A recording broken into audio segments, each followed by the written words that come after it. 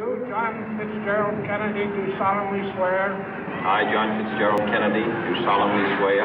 That you will faithfully execute the office of President of the United States. That I will faithfully execute the office of President of the United States. And will, to the best of your ability. And will, to the best of my ability. Preserve, protect, and defend the Constitution of the United States. Preserve, protect, and defend the Constitution of the United States. So help you God. So help me God.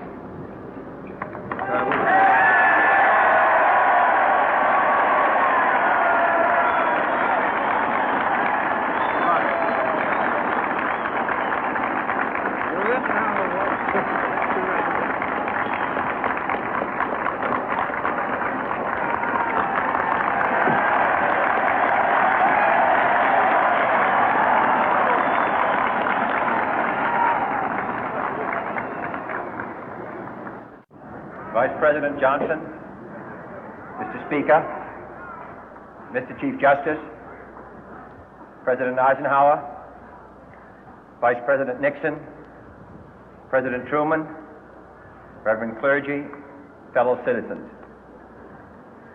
We observe today not a victory of party, but a celebration of freedom, symbolizing an end as well as a beginning, signifying renewal as well as change.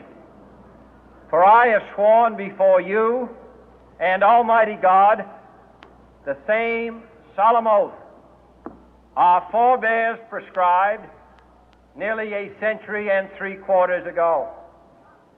The world is very different now, for man holds in his mortal hands the power to abolish all forms of human poverty and all forms of human life.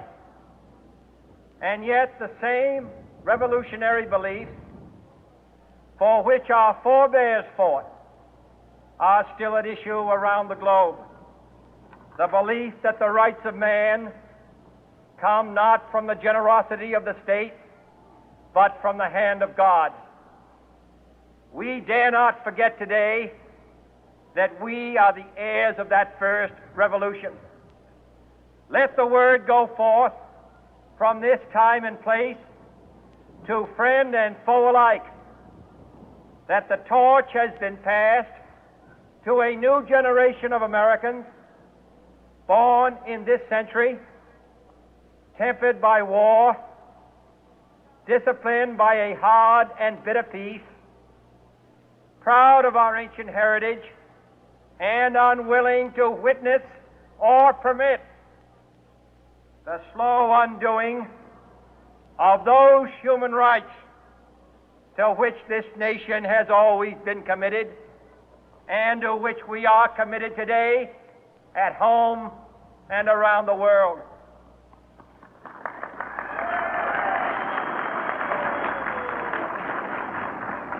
Let every nation know, whether it wishes us well or ill, that we shall pay any price, bear any burden, meet any hardship, support any friend, oppose any foe to assure the survival and the success of liberty.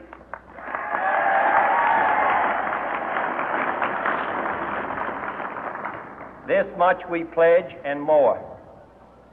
To those old allies whose cultural and spiritual origins we share, we pledge the loyalty of faithful friends. United, there is little we cannot do in a host of cooperative ventures. Divided, there is little we can do, for we dare not meet a powerful challenge at odds and split asunder.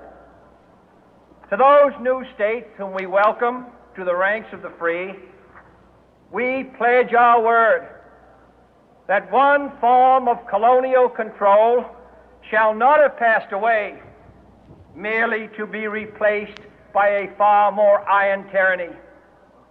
We shall not always expect to find them supporting our view, but we shall always hope to find them strongly supporting their own freedom, and to remember that in the past, those who foolishly sought power by riding the back of the tiger ended up inside.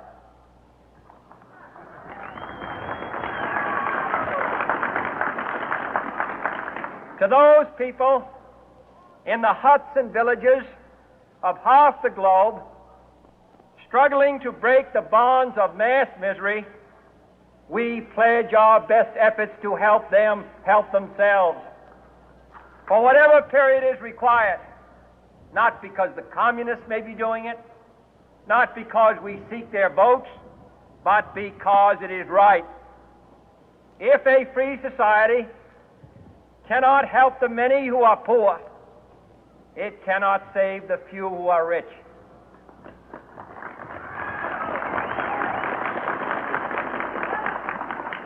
To our sister republics south of our border, we offer a special pledge to convert our good words into good deeds, in a new alliance for progress, to assist free men and free governments in casting off the chains of poverty. But this peaceful revolution of hope cannot become the prey of hostile powers. Let all our neighbors know that we shall join with them to oppose aggression or subversion anywhere in the Americas.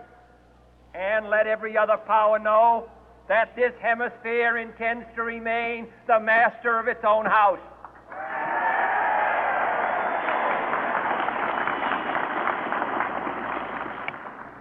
To that World Assembly of Sovereign States, the United Nations, our last best hope, in an age where the instruments of war have far outpaced the instruments of peace, we renew our pledge of support to prevent it from becoming merely a forum for invective, to strengthen its shield of the new and the weak, and to enlarge the area in which its writ may run. Finally, to those nations who would make themselves our adversary, we offer not a pledge, but a request that both sides begin anew the quest for peace. Before the dark powers of destruction, unleashed by science, engulf all humanity in planned or accidental self-destruction, we dare not tempt them with weakness, for only when our arms are sufficient beyond doubt can we be certain beyond doubt that they will never be employed. But neither can two great and powerful groups of nations take comfort from our present course, both sides overburdened by the cost of modern weapons, both rightly alarmed by the steady spread of the deadly atom, yet both racing to alter that uncertain balance of terror that stays the hand of mankind's final war. So let us begin anew, remembering on both sides that civility is not a sign of weakness, and sincerity is always subject to proof. Let us never negotiate out of fear, but let us never fear to negotiate.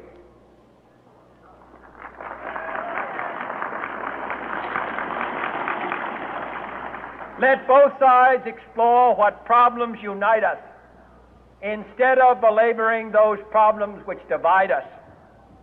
Let both sides, for the first time, formulate serious and precise proposals for the inspection and control of arms, and bring the absolute power to destroy other nations under the absolute control of all nations.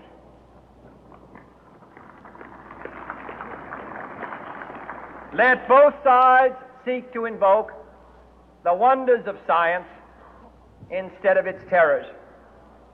Together, let us explore the stars, conquer the deserts, eradicate disease, tap the ocean depth, and encourage the arts and commerce. Let both sides unite to heed in all corners of the earth the command of Isaiah to undo the heavy burden and let the oppressed go free.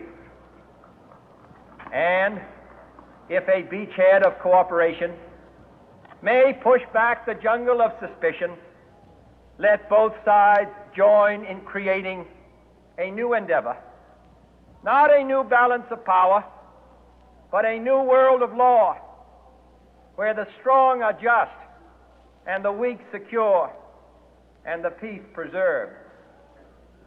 All this will not be finished in the first 100 days, nor will it be finished in the first 1,000 days, nor in the life of this administration, nor even perhaps in our lifetime on this planet. But let us begin.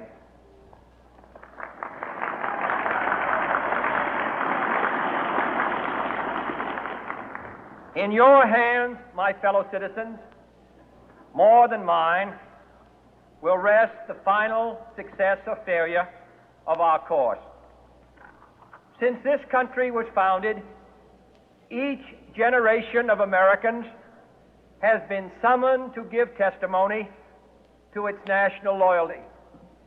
The graves of young Americans who answered the call to service surround the globe. Now the trumpet summons us again, not as a call to bear arms, though arms we need, not as a call to battle, though in battle we are, but a call to bear the burden of a long twilight struggle, year in and year out, rejoicing in hope, patient in tribulation, a struggle against the common enemies of man, tyranny, poverty, disease, and war itself. Can we forge against these enemies a grand and global alliance, north and south, east and west, that can assure a more fruitful life for all mankind? Will you join in that historic effort?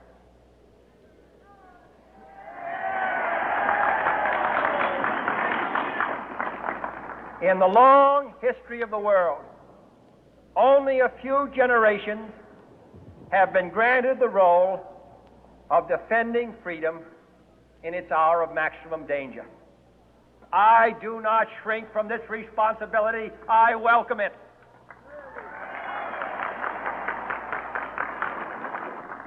I do not believe that any of us would exchange places with any other people or any other generation. The energy, the faith, the devotion which we bring to this endeavor will light our country and all who serve it. And the glow from that fire can truly light the world. And so, my fellow Americans, ask not what your country can do for you. Ask what you can do for your country.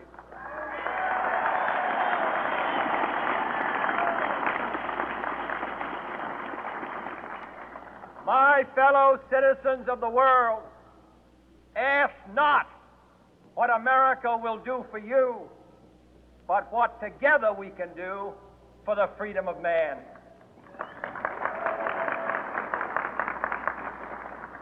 Finally, whether you are citizens of America or citizens of the world, ask of us here the same high standards of strength and sacrifice which we ask of you. With a good conscience